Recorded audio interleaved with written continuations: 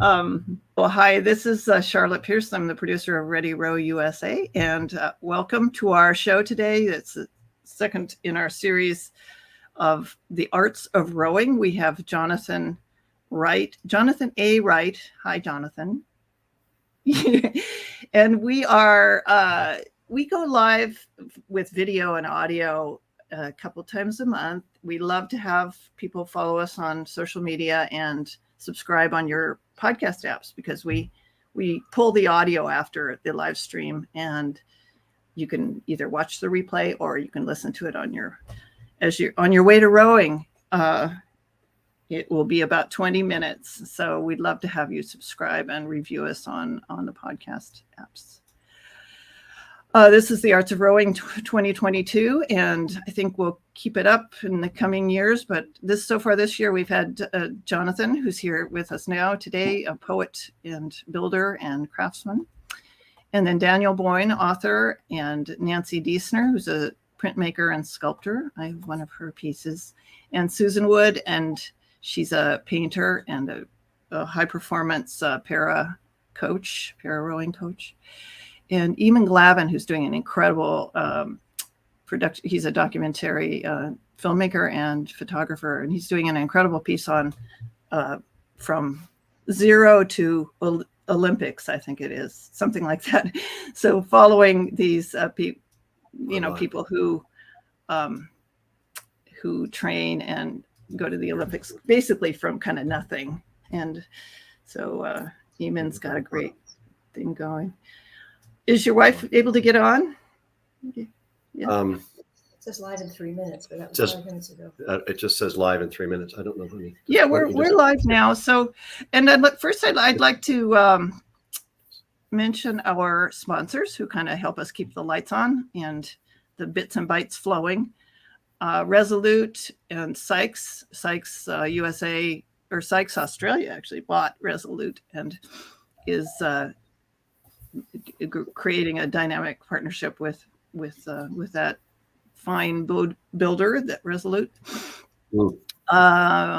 Burnham Boat Slings is in New Hampshire, and they go all around the country. You probably see all their boat covers, and what a great company. I'm going to go up and row with them in a couple weeks, and so look for some more pictures. Thank you, Burnham. And my website, Ready Row USA, or our website, is produced by or designed by goodinklings.com. And Good Inklings, Laura Williams is the CEO and chief creative officer, I guess. She is offering a website audit for our listeners. And this can be a very valuable thing, because when I first brought her on, my websites were slow. They had inconsistent design, and she's just brought it all around, completely around. So I love my website. Thank you, Laura. Let's go to our guest of honor, Jonathan Wright. How are you doing? Great. Yeah. I had a 10K on flat water this morning. What else could be better? What could be better? I saw that like 2 mile an hour wind thing, and I thought, I've got to go out. But I didn't. Something came up, but I did. I've been trying to do my 15Ks when the weather behaves. So there's nothing like the Connecticut River to produce a headwind in both directions, which is something we're researching. That's called a tornado, isn't it? I think so. It's just beautiful, just so engaging. And unlike the Charles and other places, we have long stretches where there's virtually nothing on the shore. I know. Whenever I go out there, I think of, like, I get my boat on, and it's like, this is so massive. Yeah. It's just. If we didn't have 12 feet of rise and fall, maximum 6 feet typically in season. Yeah. The rowing capital of the universe. It's so pretty and beautiful. So anyway. And does it ever get to like the current get too brisk? I know the Merrimack can be like that. Yes, we row up to 20,000 cubic feet per second. Yeah. Wow, that's pretty high. It can get up to 40, and Yeah, they'll whirlpools and suck you down. You'll never be seen again. But be safe. That's right. So do you row out of Northampton Community Rowing? No, I did. That's where I learned. It started at the ripe age of 47, Yes. but then moved on into sculling. So I row out of Yankee Rowing, which is across the river in Hadley. Okay. And is that where you met our friend Nancy? Yes. Yeah. Yes. Okay. Yes. Yeah, Nancy connected me with you because I said, I'm looking for, people to feature and, kind of explore this rowing arts connection. And I have one of her pieces on my wall, her boats. Have you've seen those, I'm sure. Yes, and one of my books, make sure I don't do this backwards, that I did this chapbook this last fall, has a gorgeous piece of hers that she allowed me to use. I love that. I mean, she fishes these pieces like grasses out of the river and then makes prints, and it's just so wonderfully integrated. And her skill in rowing is admirable too. Yeah. Anyway, I just wanted to say, if you listen, we'll say the episode hashtag at the end of the show, and we'll give you some goodies. We follow people around the internet if they use the hashtag, and like rowing gadgets and gear and services and stuff like that. So, Jonathan, you all these things, poet, you've authored books about buildings. You're a green builder, a craftsman of amazing furniture and things like that. And you're a rower, of course, and you coach. Is that correct? Yep, all those things. Anything else, like chicken farmer or? I cook. You cook? I'm my wife's chef, and she's my bodyguard. That's formidable. That's pretty impressive, yeah, to have a bodyguard. So would you like to read a little, I'm not a little, but a poem so that we kind of get a flavor of your connection with the water and the sport and the universe? The painting behind me is done by a artist from Hatfield, Massachusetts, right up the river here. I collaborate a lot, and it's a waterscape, a riverscape. And what is his name? Russell Stephen Powell.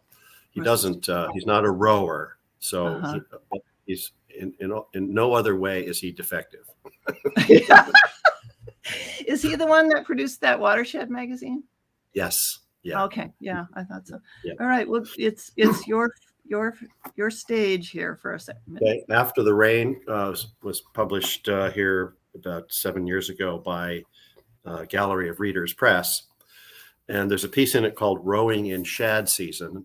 I think many of you may know that shad are from the herring family, and they're what are they? Andromedous. Anyway, they start in the fresh water and they end in the fresh water. They come back to the very place from which they started. Somehow they know that particular gravel shoal where the egg that became them was dropped. So that's one of the mysteries of the water that just draws me in, the miracles of life that are just embedded and we might not notice. So anyway, this is Rowing in Shad Season. She's hurled her love-mad way upstream. After surfing in tidal estuaries, slipping over sandbars, weedy rocks, and concrete ladders, weeks of plunging headlong, blind, driven by destiny, she drops 30,000 eggs in her sex life debut and farewell, under the watchful eyes of osprey, hawk, and heron. Finally now, fury gone, she rolls slowly onto her side, her up eye filmed with dawn sky, her dorsal slack. Her puckered seersucker pajama skin cheek catches my glance. Eye to eye, we meet in the river, wet, cold, and spent, wondering what will become of us.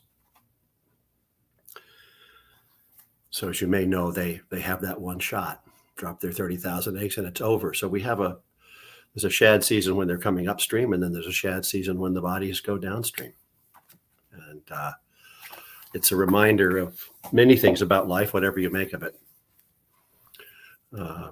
So glad to share that piece from that book. But so the river, the water, and rowing as an activity, I like to tell people you can't stay pissed off on the water for 90 minutes. You can't.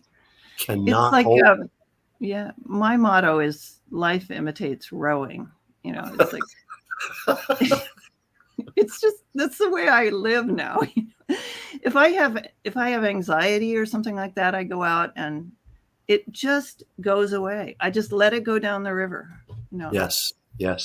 I like when I'm coaching, I like to tell people, when you're a golfer, you get better and better, and you take fewer and fewer strokes, and eventually you probably don't take any strokes at all. You just look at the ball and it goes there.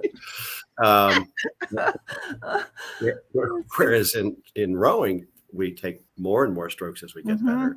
The strokes get easier. And the life lesson, which is that rowing is infinitely editable. So that is to say, when we take that stroke and it comes out at the finish, the water says thank you, for coming by. Doesn't remain. You have to go hunt it down. You just take another one.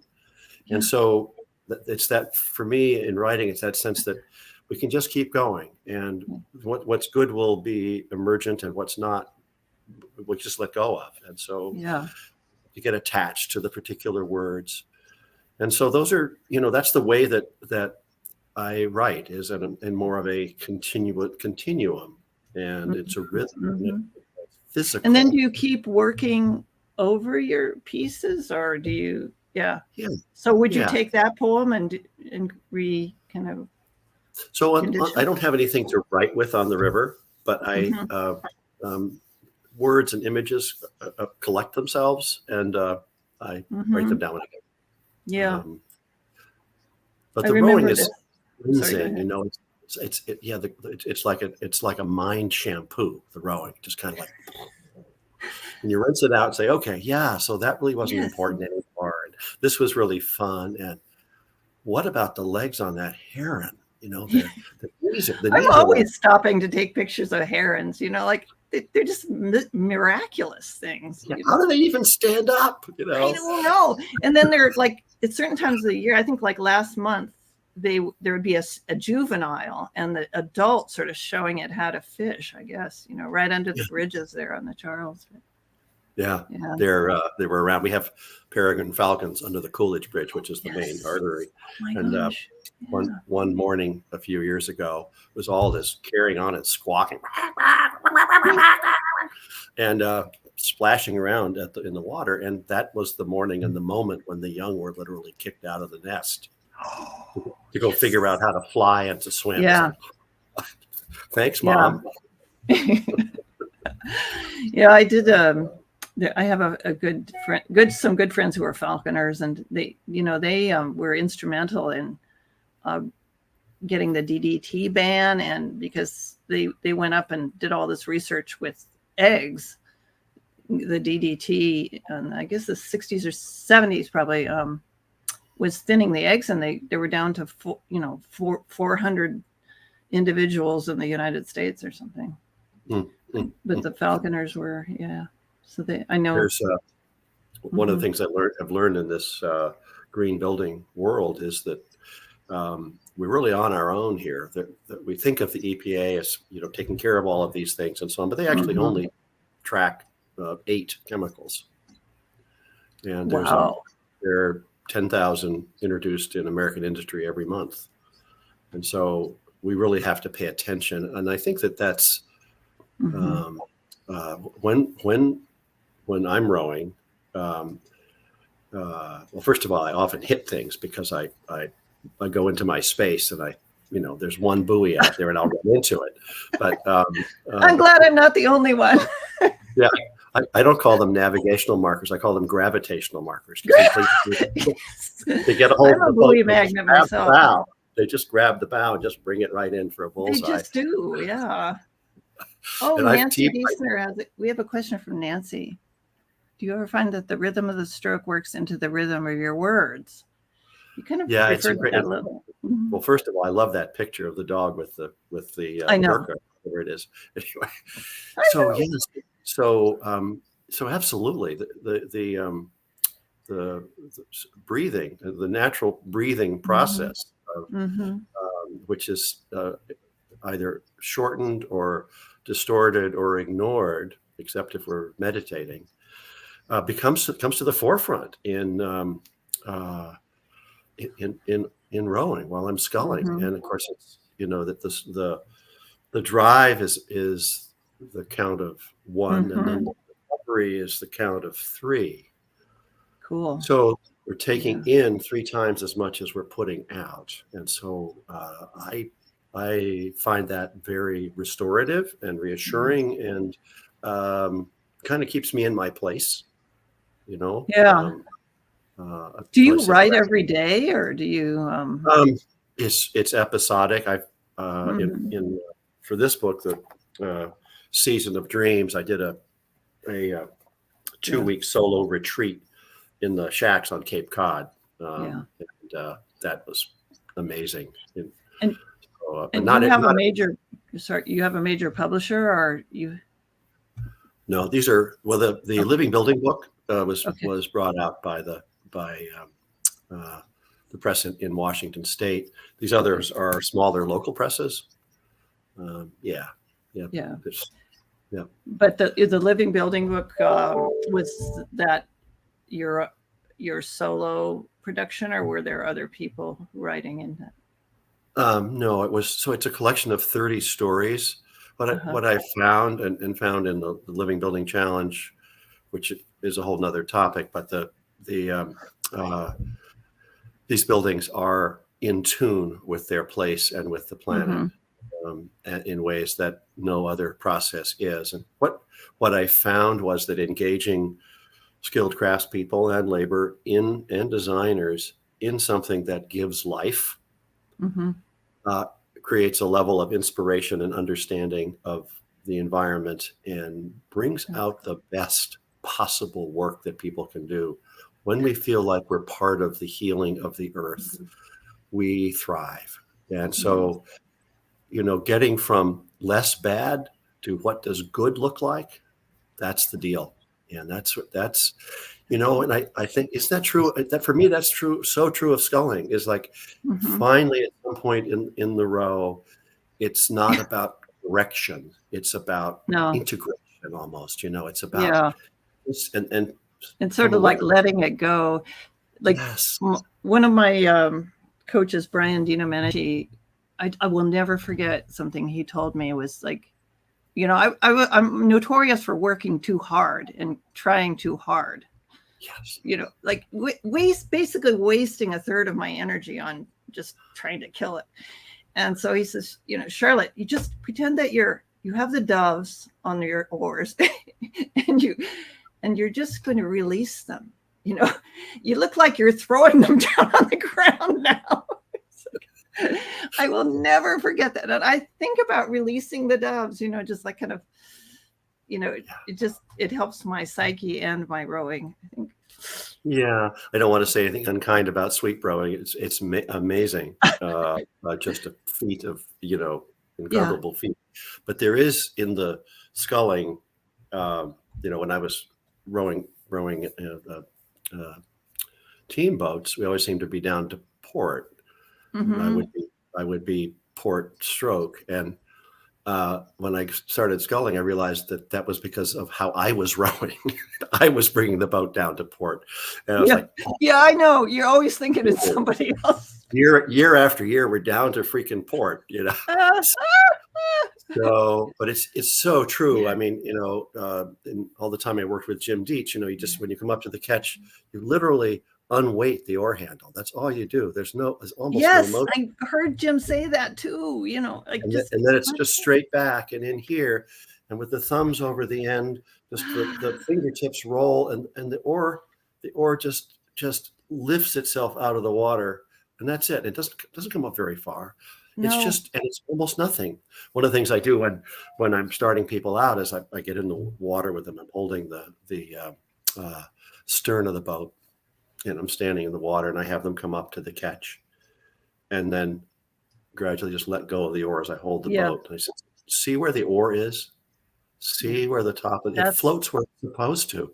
You don't have to do anything. In fact, please don't do anything. Don't do anything. Just hold it, just come through. Do less. And honestly, it's harder to coach men than women. You know, because men want to get a hold of it and like get this job done. And it's like, no, all that energy that's up here going around, no.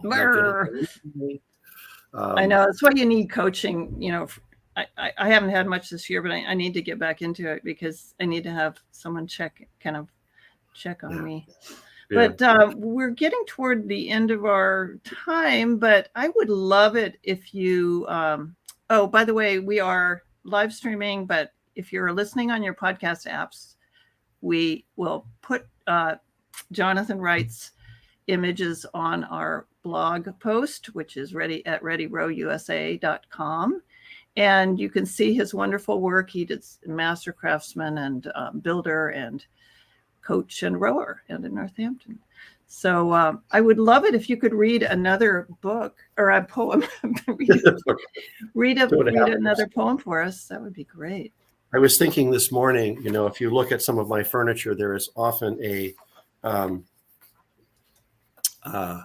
there's a curve, and it occurred to me this morning as I came back that the curve on the edge of my coffee tables, and that those curves on the one to the right, those are actually the arc of the oar through the water. That is that pattern.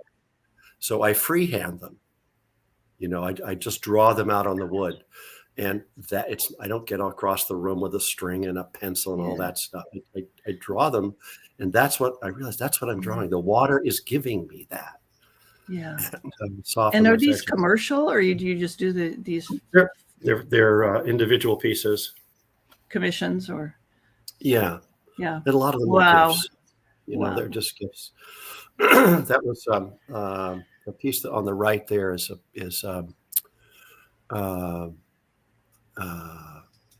called, I can't really see the end, but it's called Japanese temple with keyboard.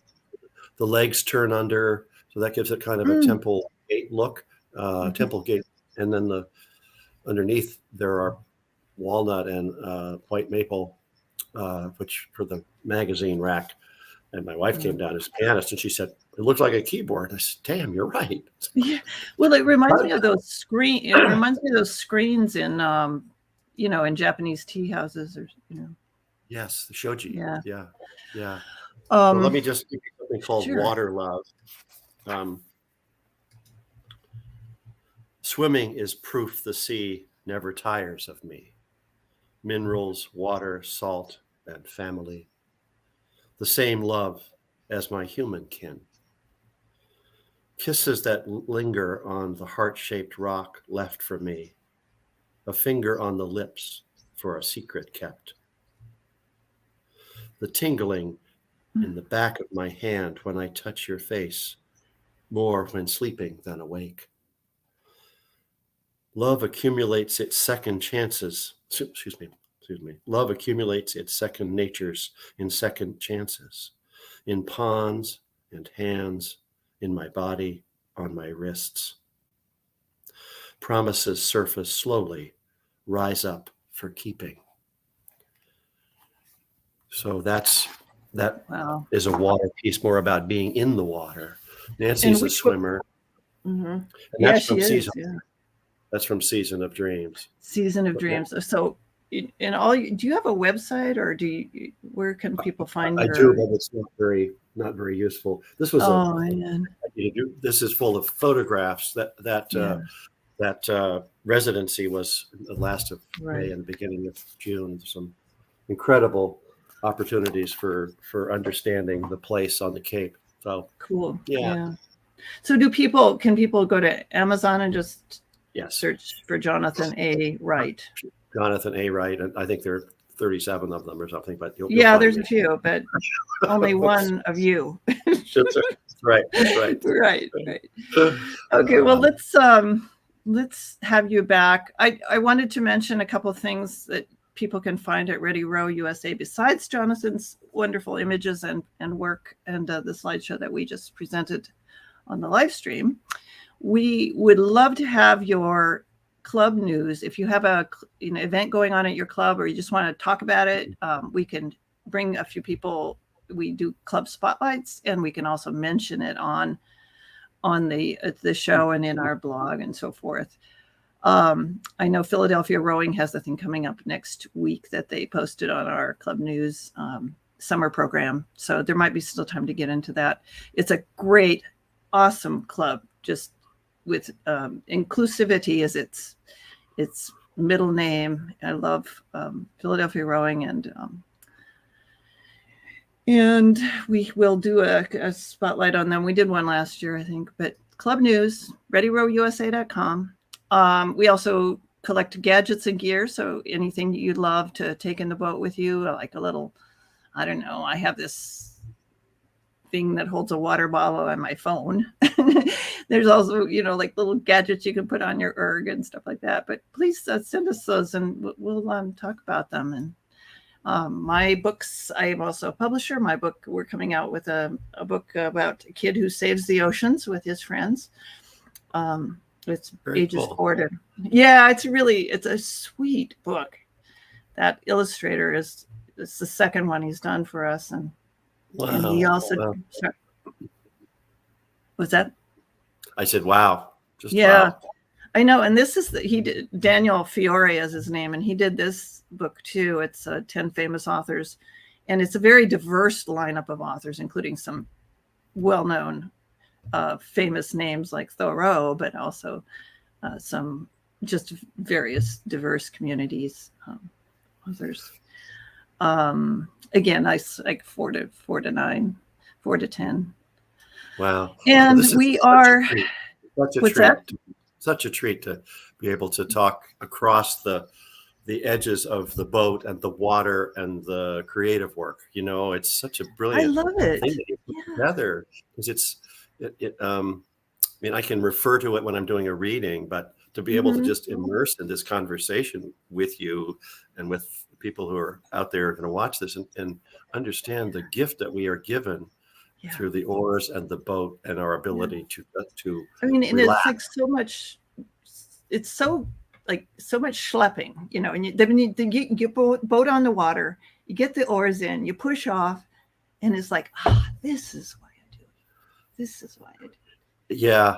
Running is the easiest thing. You just put on your shoes and go outside. Ken Burns, who was a classmate of mine in college, said, well, Jonathan, making films is 90% carrying things. I thought, those blocks and wires and tubes and stuff. So we just have to carry a boat, and our boats don't weigh very much, right? They're 30 pounds. Yeah, right. So, right. Well, I know it's just so great to have this connection with you, and I would love to have you come on anytime and read a poem. Well, I'm so grateful to Nancy Deisner for getting us connected here and kind of refreshing my intentions and awareness about what this is that I'm actually doing, as opposed to just pounding my way through it. So thank you so much. Let's always take another stroke and write another stanza. Right. And when the oar comes out of the water just takes that stroke and it just swirls away. It's like, exactly. It's just another, it just goes away. The water You just always get another that. chance. Jim Dees would say, Jonathan, the water was really good to me this morning. And it's like, right. I know. Yeah. Thank you so much. Jonathan Wright is our guest, and please visit readyrowusa.com to get the full story and more connections with his work. And thank you again. We'll have you back. Okay. Loved it. Just loved it. Take care. It was awesome. Bye-bye.